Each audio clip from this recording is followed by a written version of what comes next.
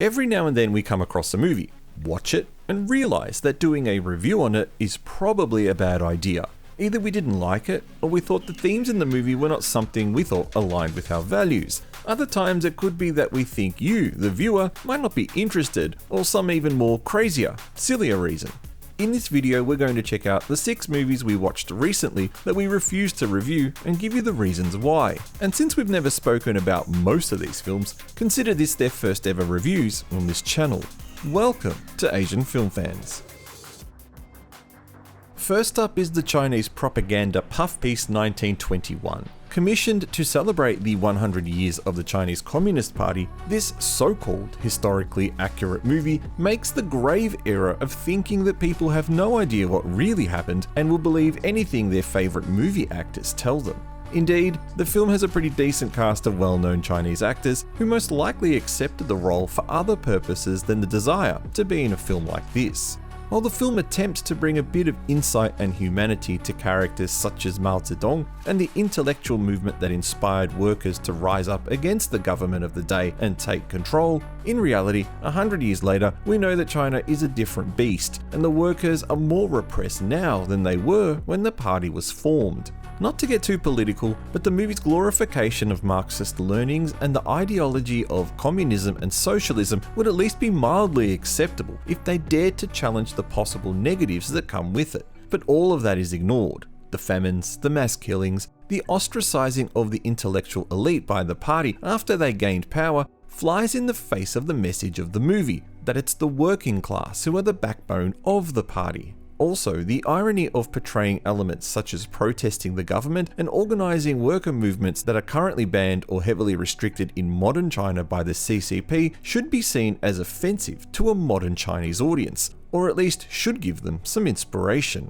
Watch this movie for nothing else other than to witness extreme propaganda at play. The movie was a cinematic flop, with no interest from the younger audience, while its user ratings on Douban seem to have been interfered with, as it sits at 6.7, which is a far cry from the original score of low 5s the movie had when we first checked it out after watching it.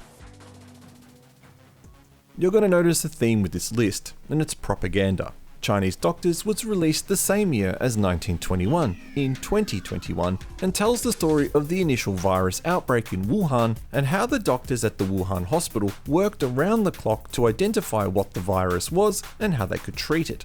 The problem with the movie isn't that it tells a positive story about the medical team. That part is fine, and while director Andrew Lau has clearly taken some liberties with the story, it's the parts that aren't in the film that are the most jarring. The strict government lockdown of Wuhan, the overreaction and over-policing of citizens by their government, the absence of any negative storylines, or the whole idea it was the Chinese, and the Chinese alone, who discovered the cause of the virus and the way to manage the symptoms are just some of the massive issues with this film. News about the virus was travelling fast at the beginning of the pandemic, and this movie's development was rushed to take advantage of that, but clearly omitting information that is publicly available worldwide or glossing over the involvement of other nations in the fight against the virus is something that a savvy audience shouldn't accept. And we didn't, which is why we refused to review the film after we watched it. This is a strange film because while it feels like propaganda, it really isn't. It's more about nationalistic pride, which makes this film a difficult sell for an international audience beyond a glancing curiosity. My People, My Country is a 3-hour movie that contains 7 short stories from 7 different directors, released for the CCP's 70th anniversary of being in control of China.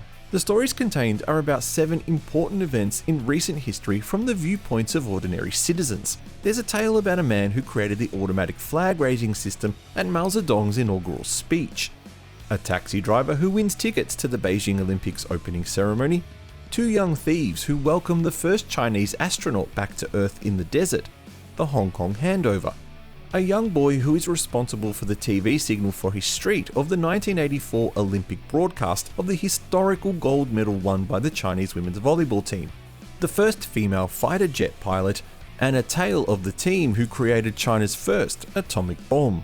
The cast of this film is beyond incredible, with some very big names having such tiny roles in the film that sometimes it's a blink and you'll miss it affair. but the stories contained within will have very little interest to an international audience, and history buffs will definitely dispute some of the details contained within. It's actually not a bad film, and it was a monster hit at the box office, but it's definitely a movie made by the Chinese for the Chinese, and thus we thought its appeal would be very limited. And the same goes for this film as well. This is the opposite of My People, My Country, whereas this movie is 5 fictional comedy stories to do with Chinese people and the links back to their hometowns. Chinese who are born in small villages tend to move to large cities to find work and stability, and this movie tells tales that are familiar to the Chinese but would be foreign to the rest of us. This is actually quite a funny film, at times, and just like the previous film, it has an incredible cast of the who's who of Chinese cinema, but the appeal is extremely limited. From an apple grower in a remote town who people thinks is a scammer, to a loving couple played by Shenten and Ma Li, to a hilarious story about a village who works together to create the old school teacher's last day of school as a tribute to him. Just like the previous film, the reason we didn't review this one was because of its limited appeal. But honestly, of all the movies in this video, it's this one and the next that are worth your time to watch. A strange one for this list, because this isn't a bad film at all. In fact, this movie was one of our favourite movies of 2021. So why didn't we review it then? Well, as petty as it sounds, it was because we received a copyright strike back in January of 2021 for hosting the movie trailer on our channel. The claim was from a company unaffiliated with the movie production houses. It was from a Hong Kong distributor who had the rights to the movie for in-flight entertainment systems for Southeast Asian Airlines. They didn't respond to our dispute, and since then, anytime we've talked about Hi Mum on this channel, we've been hit with copyright claims, not strikes. So we just figured it wasn't worth the effort to discuss the film. Clearly they didn't need any positive word of mouth. And honestly they didn't. It was the second highest grossing movie in China in 2021, third highest grossing movie worldwide, and has very high user ratings on multiple movie review websites. So this is a great film, but because of copyright issues, we just don't want to talk about it, and that's why you're only seeing a series of still images in the background. Oh boy, we actually did review this one on our smaller channel, but never moved that review over to this channel due to the reaction we received to our original review. Lord is the brainchild of director Guo Jingming, who has a rather negative reputation for plagiarism, and is a fully CGI film where the characters look like the actors who are portraying them. Lord 2 was delayed for several years as the filmmakers had to rewrite and remove the character played by Fan Bingbing after her troubles with tax evasion. And while that didn't make it a bad film, the overall poor quality of the animation and laughable storyline that borderlines on almost unfollowable do. It's a real mess of a film, but as we found out on our other channel, this movie has a very one-eyed and fanatical user base, death threat types of fanaticism, who didn't appreciate our thumbs down review of the film, claiming that we should leave the opinions of what movies people should watch to the people themselves, seemingly missing both the purpose of the review and the irony of their comment. Online movie portal Douban has this movie sitting at a very low 3.9 out of 10, with an overwhelming 46% of those reviews being 1 star, so clearly our opinion of the film was in line with the general public. But we won't be reposting that review here, so take this as our review. It's a terrible film that should be avoided at all costs. So this is our first list of movies we've refused to review.